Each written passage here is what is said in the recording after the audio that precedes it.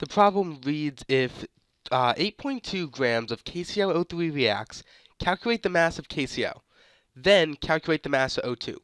So first we want to calculate the mass of KCl in grams. So we are given 8.2 grams of KClO3. So I listed the steps right here of what we're going to do in this problem. So first we're going to take our grams and convert that to moles. Then we're going to convert the moles to the molar ratio. Then from the molar ratio we are going to get the grams of the unknown. This will make more sense as you see the problem. So we have grams of KClO3, and we are going to multiply that by the molar mass. We are going to multiply that by the molar mass in order to get moles of KClO3.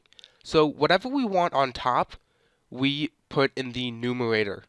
So we want moles of KClO3. So 1 mole KClO3 is equal to how many grams? Well, I included the molar masses of KClO3 and KCl just to make this process easier. If you don't know how to calculate them, then check out the video I included in the description because it's important for this problem and for stoichiometry. So 1 mole of KClO3 is equal to 122.55 grams of KClO3. So I put grams in the denominator because we have 8.2 grams of KClO3, and I want them to cancel out. So grams of KClO3 cancels, and grams of KClO3 cancels. Now our unit is moles of KClO3. So next we're going to do the molar ratio, which is the hardest step. So as I stated before, our unit is moles of KClO3. So we want to get out of that, so we put that on the denominator. Moles KClO3. And in our numerator, we want moles of KCl because that is our unknown. So moles of KCl goes in our numerator. So for the molar ratio, you just look at the coefficients, so the numbers in front of each compound. So we'll do KClO3 first. So KClO3 has a 2 in front of it, so we put a 2 here. For KCl, well, KCl has also has a 2 in front of it, so we put a 2 right here. Then we cancel. Moles of KClO3 cancels with moles of KClO3, and we are left in moles of KCl. However, we want grams of KCl, so we need to convert moles to grams. So now we are going to put moles in the denominator because we want grams. So grams of KCl is in the numerator because that is what we want. And in the denominator, moles of KCl. So 1 mole of KCl is equal to what we see right here, 74.55 grams. Let me rewrite that.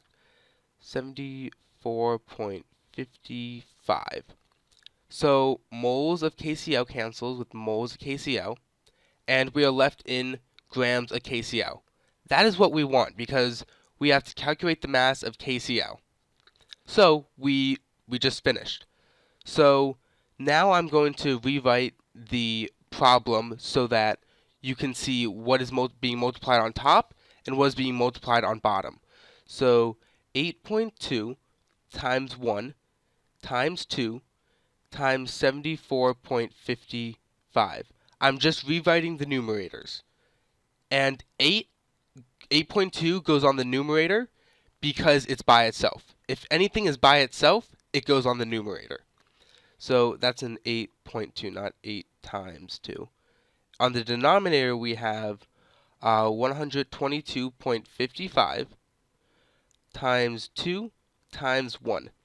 So now I'm going to pull up a calculator, and we are going to multiply. So 8.2 times 1 times 2 times 74.55.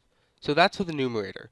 We get 1,222.62. So we write 1,222.65 in the numerator. Now in the denominator, now let's calculate the denominator.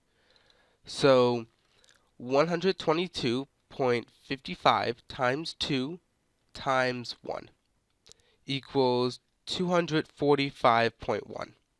So in the denominator we have 245.1. And remember, our units are in grams of KCl. So grams of KCl goes on top. So now we just divide. So I'll move that right here.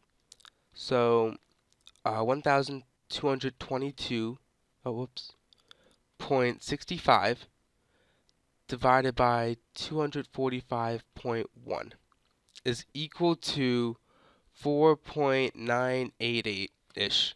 So 4.988 grams KCl.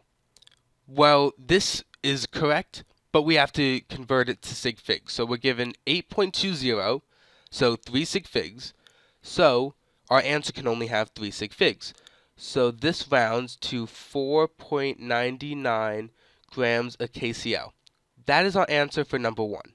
So grams of KCl is 4.99. Alright, well, to calculate the grams of O2, that's actually really easy now that we have grams of KCl.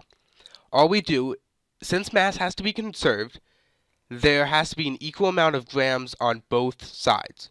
So, this side right here must equal 8.2 in total. So to calculate the mass of O2, all we have to do is do 8.2 minus 4.99, and we get 3.21. So 3.21 grams of O2. And we can do this because mass must be conserved. So what's equal on one side must be equal to the other. And 4.99 plus 3.21 equals 8.2.